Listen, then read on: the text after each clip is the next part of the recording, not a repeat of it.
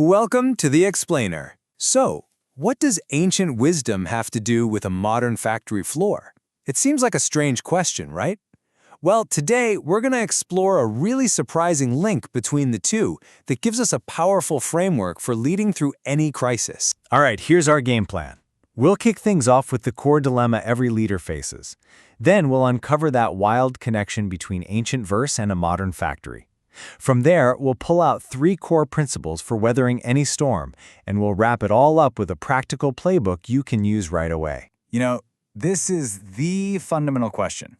When everything is hitting the fan, everyone has an opinion.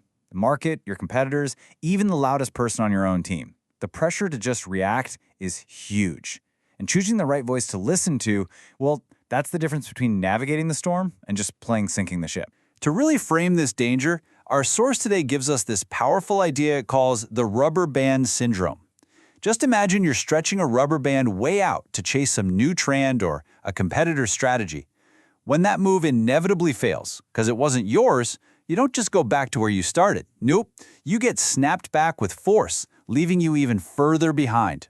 Ouch! So what is it that causes that painful snapback? It's something the source calls a reference shift. And really, it's the core dilemma for any leader in a tough spot. At its heart, this is all about protecting your true north. A reference shift is just a fancy way of saying you've lost your own compass. It's what happens when you ditch your own mission and your own values to start steering by the chaotic winds of what's popular, what's trending, or what everyone else is shouting about. And listen, this is not just some philosophical debate. The consequences are incredibly real. A reference shift can lead you to copy rivals you know are unethical, to throw away your long-term strategy for a short-term bump, and to let the culture you built get totally eroded. It's how you lose your way in the noise. Okay, so where does this whole idea even come from? Well, the source grounds this entire philosophy in a specific verse from the Quran, Ali Imran 149, and then it connects it to a place you would probably never expect, the Toyota factory floor. Now, according to the source's interpretation, this verse is a direct warning against that reference shift. It's basically saying, hey, if you start following voices that go against your core beliefs and principles, they're not just going to slow you down. They're going to turn you completely around and you'll end up failing. So how on earth does this ancient warning connect to the Toyota production system? I mean, that's one of the most successful, most iconic modern management philosophies in the entire world. What's the link here? And here it is. It's the exact same principle. An unwavering, unshakable commitment to a core purpose. On one hand, the verse warns you, don't follow distracting outside voices. On the other hand, Toyota's entire system is built on a fixed, non-negotiable goal: eliminate waste and create value. For both, the how you get there can be flexible, but the what and the why can never ever change. And Toyota doesn't just talk about this. They've actually operationalized it with specific tools. They have Hoshin Kanri to keep a consistent direction. They have Genshi Genbutsu, which forces you to make decisions based on facts from the source, not just rumors.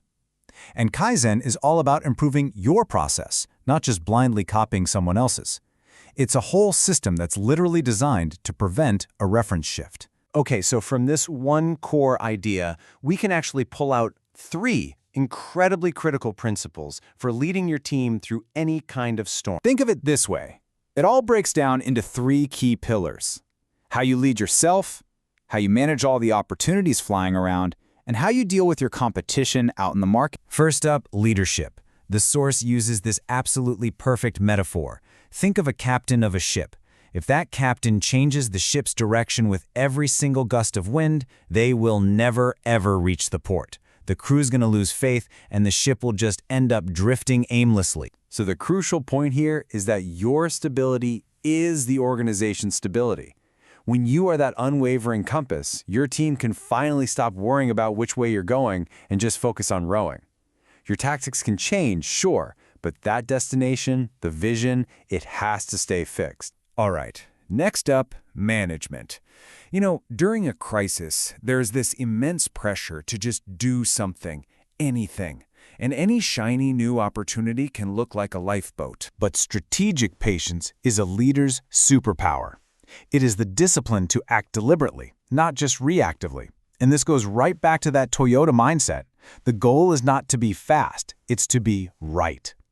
Patience keeps you from wasting precious resources, and it allows you to see and seize the real opportunity when it finally shows up. And finally, let's talk about competition. Because in a crisis, the easiest, most common temptation is to just look at what your rivals are doing and copy them. It feels safe, right? Like you're keeping up. But the source calls this a fatal trap. The moment you copy your rival, you become their shadow. You're not competing on your own strengths anymore, you're playing their game, by their rules. Real advantage, true advantage, comes from building your own game plan and solving problems in a way that only you can. So how do we actually put all this into practice? Well, this brings us to a really actionable playbook, with specific steps depending on your role, whether you're an executive or an engineer on the ground floor. For executives and bosses, the playbook is all about being that unwavering captain. It starts with using a mission filter for every single decision. From there, your job is to prevent that panic-driven imitation, block out the distracting noise by clarifying communication, demand hard data instead of just opinions, and most importantly, lead from the front as that clear, calm voice in the storm. Now, if you're an engineer or a technical lead, your playbook is about being the guardian of the process and the quality. Your number one job is to use data as a shield against those emotional reactive decisions. You've got to protect the process from unsafe, hasty changes and filter out any demands that you know will compromise quality, always backing up your reasoning with clear facts. This source leaves us with this final, powerful, and pretty sobering reminder on leadership. It says, "The one who causes is like the one who does." What that means is, if your panicked reference shift causes a project to fail or a team to stumble, you are just as responsible as the person who actually did the last piece of work. It's a heavy thought. And all this leaves us with one final crucial question to ask ourselves. In your own work, on your own team, what are the outside voices, the market trends, the competitor hype, the internal panic that might be subtly pulling you off course right now? Because knowing which voices to ignore is every bit as important as knowing which ones to follow.